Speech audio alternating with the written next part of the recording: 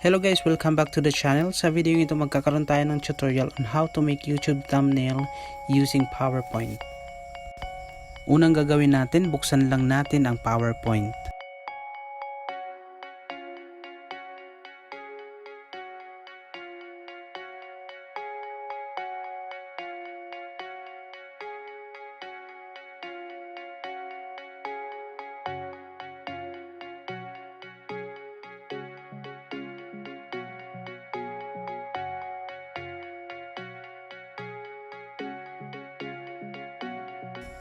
Okay, i-delete lang natin yung mga box na to.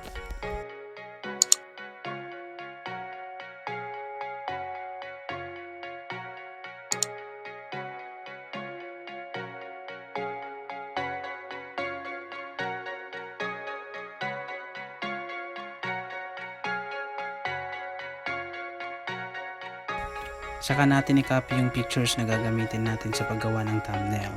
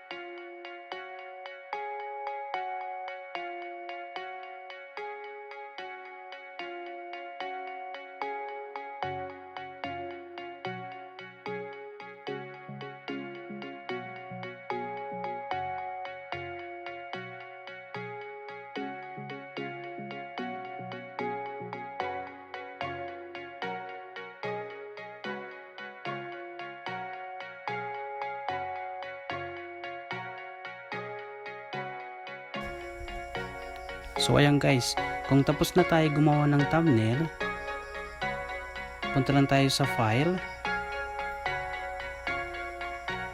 and then save as.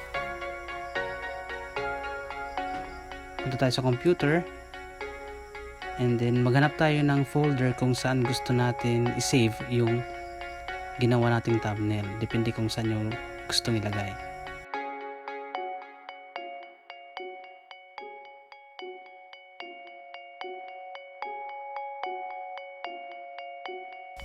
So before saving the file, kailangan natin i-convert into JPEG file para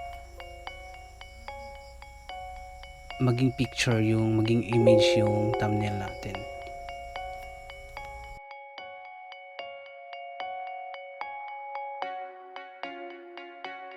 So punta na tayo sa YouTube channel natin para may upload na natin yung thumbnail na ginawa natin.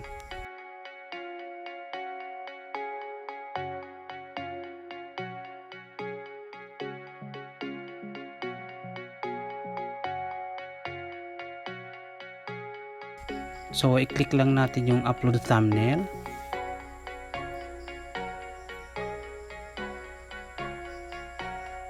And then hanapin natin yung folder kung saan nakasave yung thumbnail natin kanina na ginawa. Okay. Then open. So i-click lang natin yung thumbnail. And then yun yan. Naka-upload na yung thumbnail na ginawa natin kanina. So ayan guys, kung nagustuhan nyo ang video ito, huwag kalimutang i-like, share, and subscribe to the channel.